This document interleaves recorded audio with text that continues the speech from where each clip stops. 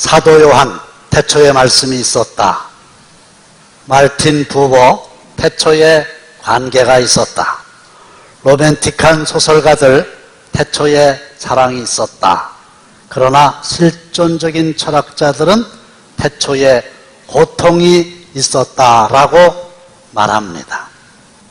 성경에는 에덴 동산에서 아담과 하와 최초의 인간이 범죄한 이후 하나님께서는 여자에게는 해산하는 고통을, 남자에게는 이마에 땀을 흘려야만 살 수 있는 수고의 고통을 허락하셨지요. 따라서 요람에서부터 무덤까지 모든 사람에게는 고통의 그림자가 항상 따라다닙니다.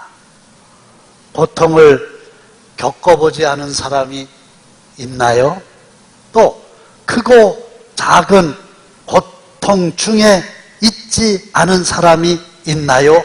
문제는 내가 겪는 고통이 어떤 고통이며 이 고통의 배후에 어떤 하나님의 뜻이 있는가를 깨닫고 감당케 하시는 하나님의 능력으로 고통을 거뜬히 해결하는 저와 여러분들 다 되시기를 주님의 이름으로 축원합니다. 첫째로 일시적인 고통이 있어요. 그냥 잠깐 왔다가 지나가는 고통입니다. 감기에 걸렸잖아요. 얼른 병원 가면은 일주일 만에 낫고 병원을 안 가시면 7일 만에 낫는다는 말이 있어요. 시간이 지나면 해결이 되는 고통이지요. 성경에 보시면 요나의 물고기 사건을 예로 들 수가 있겠어요. 하나님의 말씀에 불순종하다가 큰 바다에서 풍랑을 만나서 요나가 바다에 빠뜨려지지요. 큰 물고기 뱃속에서 3일 3야 말할 수 없는 고통을 당하게 되지요. 또 성경에 보시면 히스기야라고 하는 왕이 있는데 갑자기 몸에 병이 들어왔어요. 보통 사람도 마찬가지지만 한 나라의 왕이 질병에 걸렸다.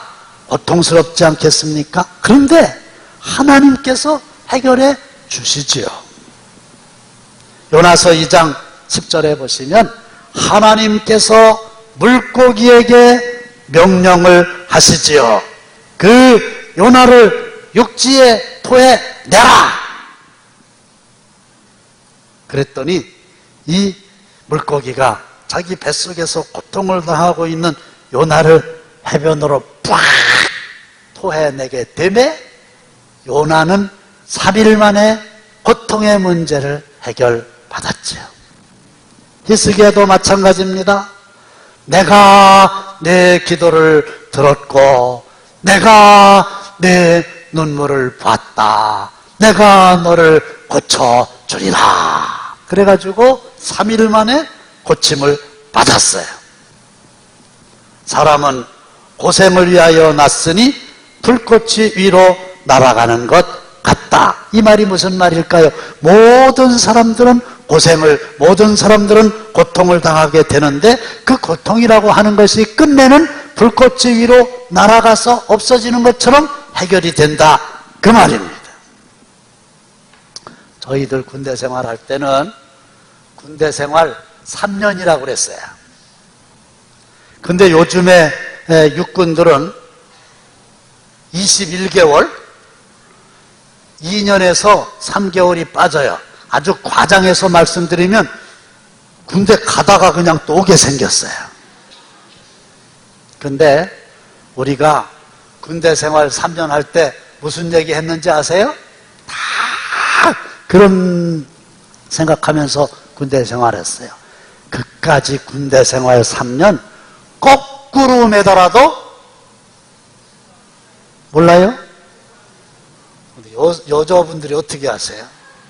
그까지 군대 생활 3년 거꾸로 매달아도 국방부 시계는 돌아간다. 그까지 뭐 3년 지나가기만 하면 해결되는 문제인데 내가 잘 견뎌내리라 이랬거든요. 여러분들 일시적인 고통을 당하시거들랑 이거 굉장히 유명한 말인데 한 번만 다 같이 해보실까요? 이 또한 지나가리라. 이 또한 지나가리라. 다시 한번 시작. 이 또한 지나가리라.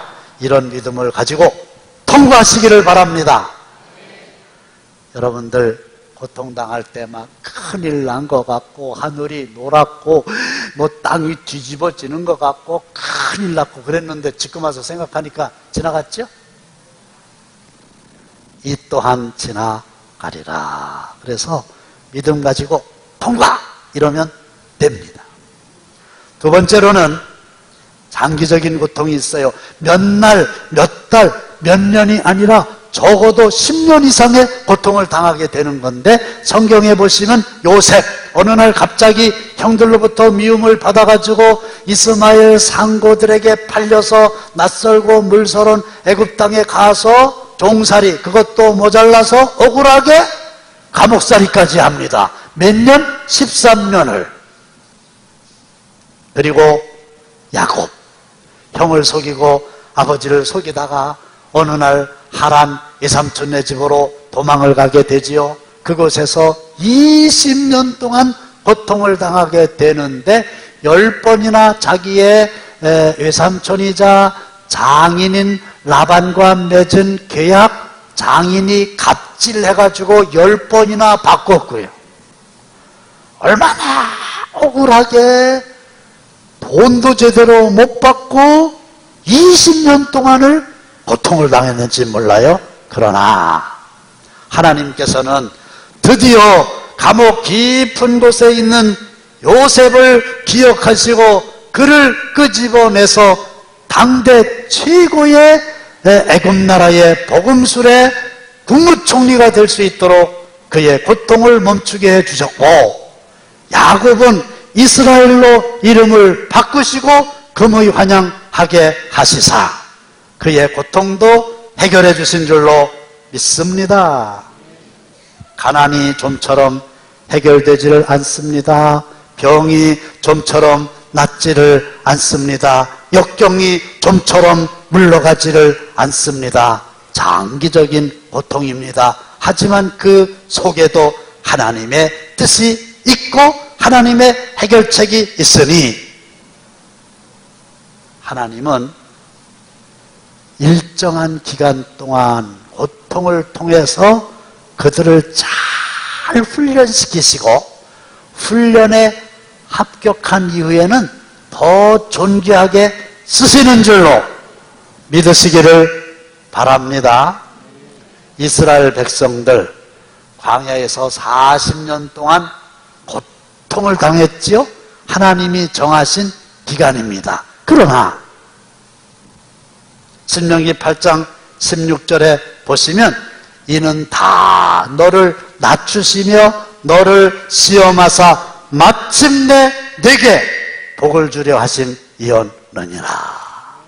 그래서 초등학교 6학년 과정 어차피 감당해야만 되지 않겠습니까? 그러나 그 훈련 기간 동안에 내가 잘 훈련을 받게 되면 욥기서 23장 10절입니다. 시작. 그러나 내가 가는 길을 그가 아시나니 그가 나를 단련하신 후에는 내가 순금같이 되어 나오리야.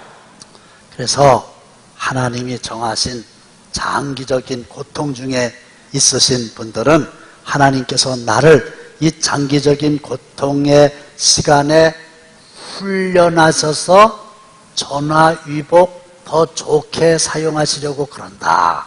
이런 믿음으로 아주 우수한 성적으로 그 훈련을 잘 마치시기를 바랍니다.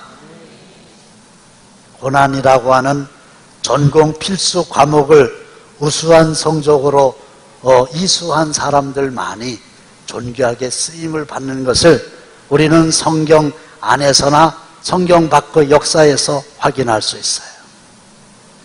세 번째는 일생의 고통이라고 하는 게 있어요.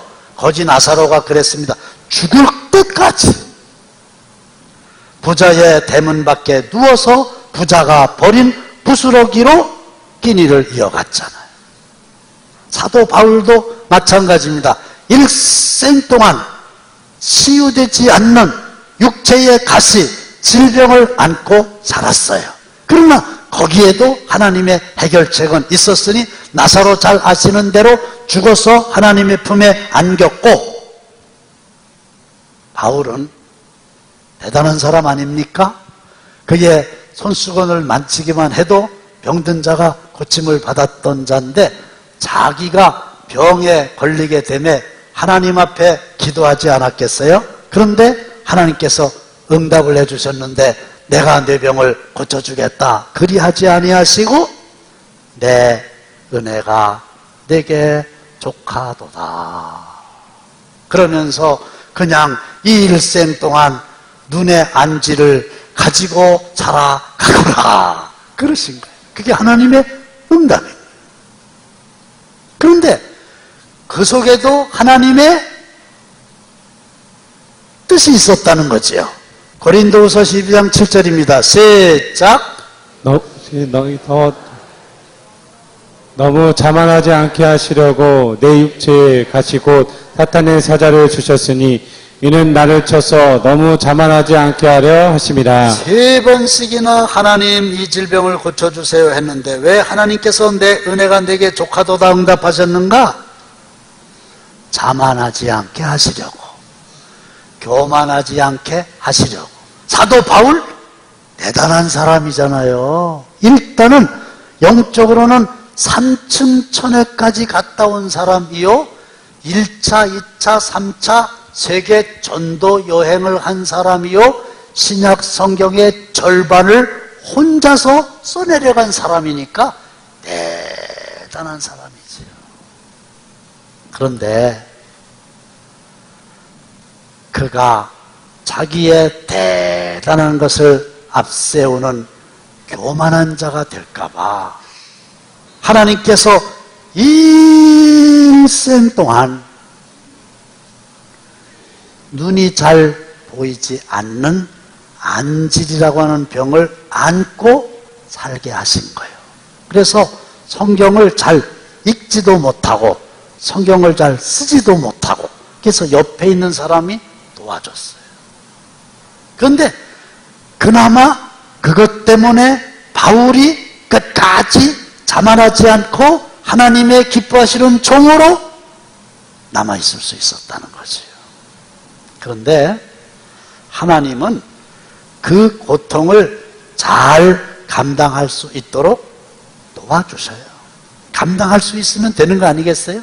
자, 이 바울의 사역의 말년에 아주 많은 사역자들이 떠나는데 끝까지 바울 곁을 떠나지 않고 바울을 도와준 사람이 있어요. 혹시 누군지 아십니까? 힌트. 누가 웃으면 됐어요. 바울 곁을 끝까지 떠나지 않고 지켜줬나요? 누가예요? 그의 직업이 뭔가요? 의사예요. 그러니 눈에 안질이 있었지만은 의사를 끝까지 붙여주셔서 잘 감당하게 하셨다는 거죠. 최수동 목사님이라고 하는 분이 계신데 사우디아라비아에 가셨다가 사고로 두 다리를 잃어서 일생 동안 두 다리를 잃은 고통 속에 살고 있었어요.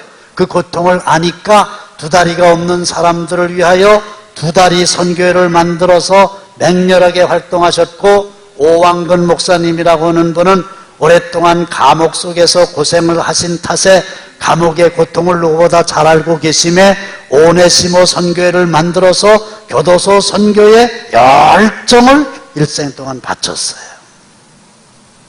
일생의 고통이 있으십니까? 하나님의 도우심으로 이것을 잘 감당하시고 오히려 전화위복으로 바꾸시기를 주님의 이름으로 축원합니다. 그런데 일시적 고통도 아니요, 장기적 고통도 아니요, 일생의 고통도 아닌 영원한 고통이라는 게 있어요. 영원히 벌을 받는 곳이 있어요. 그것이 어딥니까? 지옥입니다. 성경에 보면 지옥이라고 하는 단어가 무려 55회나 등장하게 됩니다. 지옥이 어디 있어요? 성경 속에 있어요. 몇 번이나 강조하고 있어요? 55번이나 지옥을 말하고 있어요. 사랑하는 성도 여러분, 성경에 기록된 말씀은 하나님의 말씀이고 1.1획도 없어지지 아니하고 그대로 되리라고 하는 사실을 굳게 믿으셔서 주의 영광을 바라보시기를 바랍니다. 지옥은 있는 거예요. 성경에 분명하게 기록되어 있기 때문에 그런 겁니다.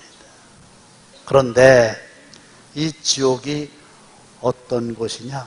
영원히 불이 꺼지지 않는 곳이다. 지옥이라고 하는 것이 어떤 것이냐? 꺼지지 않는 불이 있는 곳이다. 요한에슬레 목사님이 그랬어요. 여러분들의 손가락을 불 속에 1초만 넣어보시오. 견딜 수 없이 고통스러울 겁니다. 그러나 지옥에서는 더 뜨거운 불 속에서 영원토록 고통을 당하게 될 겁니다. 영원이라고 하는 시간이 얼마나 긴 시간인지 아세요? 100년? 억만 년? 아니에요. 제가 억지로 이해를 돕기 위해서 이야기를 하나 만들었어요. 당진에 사는 참새 한 마리가 아주 어처구니 없는 계획을 세우죠. 내가 저 태평양 바다까지 날아가서 태평양에 있는 바다의 물을 내가 다 당진으로다가 옮기리라.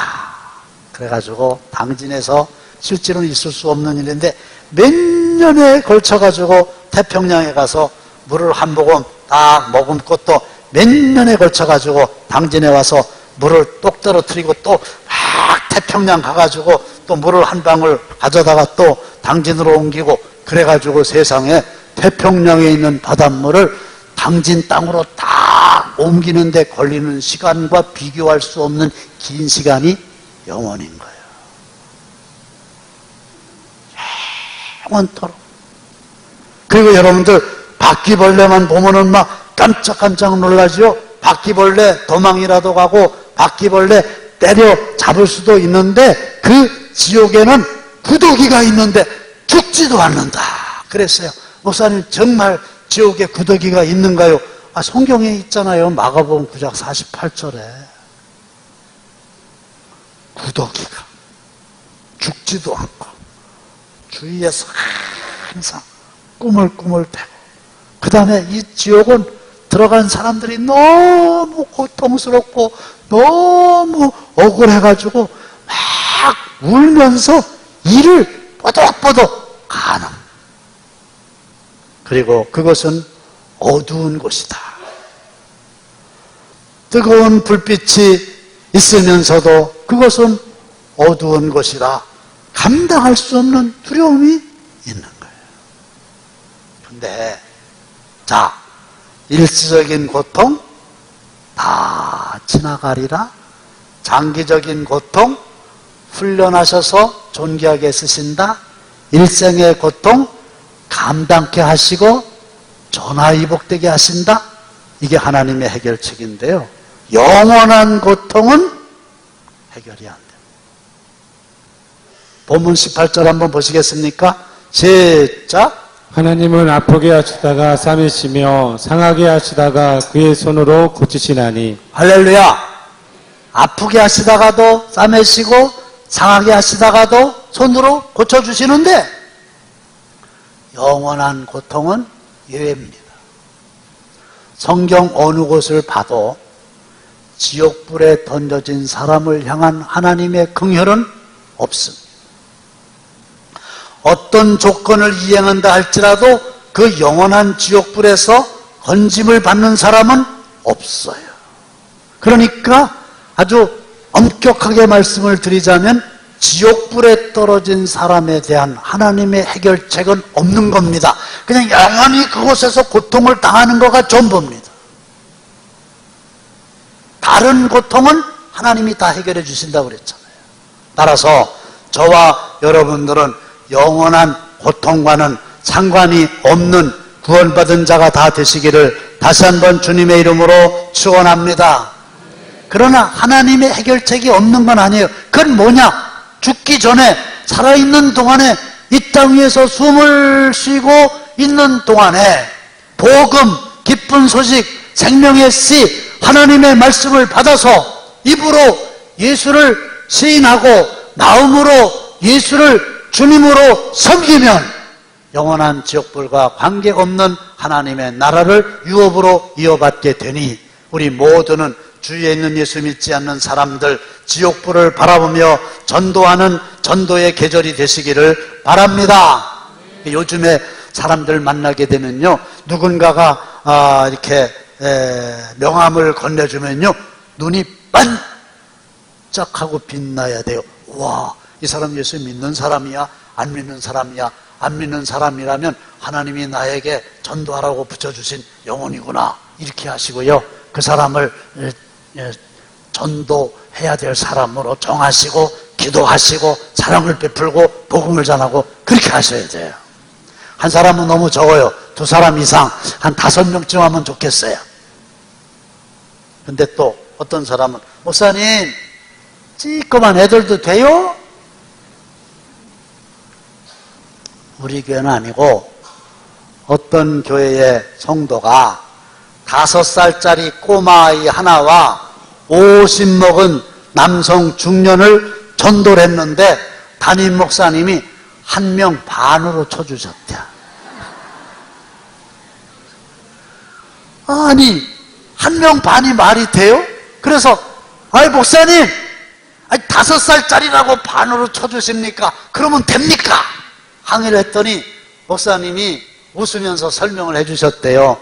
사람의 나이를 쉽게 평균 100년을 산다 이렇게 칠 때 5살짜리는 앞으로 95년을 예수를 믿게 되는 거고 50살 된 사람은 50년밖에 예수를 믿지 못하니까 95년이나 예수 믿을 5살짜리를 하나로 치고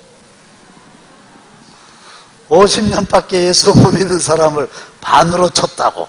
그런데 우리 하나님은요, 어르신들 달리 생각하지 마세요. 연세, 나이와 상관없이 모든 사람을 천하보다도 더 귀하게 여기시는 줄로 믿습니다. 그런 게 어디 있어요? 1명이 어디 있고 10,000명이 어디 있어요? 다 천하보다 귀한 분들이죠. 영원한 고통 정말 나하고는 관계없어야 돼요. 주위에 있는 그들도 이 복음을 듣고 회개하여 영원한 고통에 들어가지 않도록 열심히 전도해야 될 분들을 정해놓고 기도하시고 씨를 뿌려서 열매 맺게 되시기를 주님의 이름으로 축원합니다.